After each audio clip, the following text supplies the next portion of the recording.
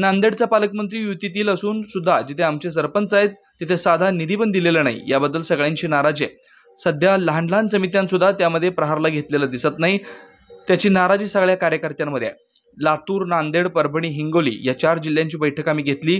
आता इथून पुन्हा एक बैठक घेऊ आणि सगळ्यांचा विचार चिंतन घेऊन कशा प्रकारे पुढे जायचं याचा विचार करू। तिसऱ्या टप्प्याच्या निवडणुका व्हायच्या अगोदर पुन्हा जिल्हा प्रमुखांची बैठक घेऊ आणि नंतर निर्णय घेऊ। अमरावतीत आम्हीच निवडून येणार असं प्रतिपादन बच्चू कडू यांनी केलेले आहे। इथे पालकमंत्री युतीतला असताना सुद्धा जिथं आमचे सरपंच आहे तिथे साधा निधी पण दिलेला नाही आणि याबद्दल सगळ्यांची नाराजी आहे। साध्या लहान लहान समित्यासुद्धा त्यामध्ये सुद्धा प्रहारले घेतलेलं दिसत नाही आहे कार्यकर्त्याला, आणि त्याची नाराजी सगळ्या कार्यकर्त्याची आहे। इथं लातूर, नांदेड, परभणी, हिंगोली या 4 जिल्ह्याची आम्ही बैठक घेतली।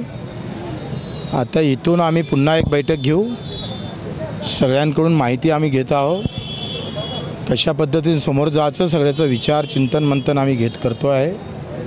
मला वाटते एकंदरीत आता सगळे तालुका प्रमुख बोलावले होते, त्याच्या 5-6 दिवसानं 10 दिवसानं तिसऱ्या टप्प्याच्या निवडणुका व्हायच्या अगोदर पुन्हा जिल्हा प्रमुखाची बैठक घेऊ आणि मग समोर निर्णय घेऊ।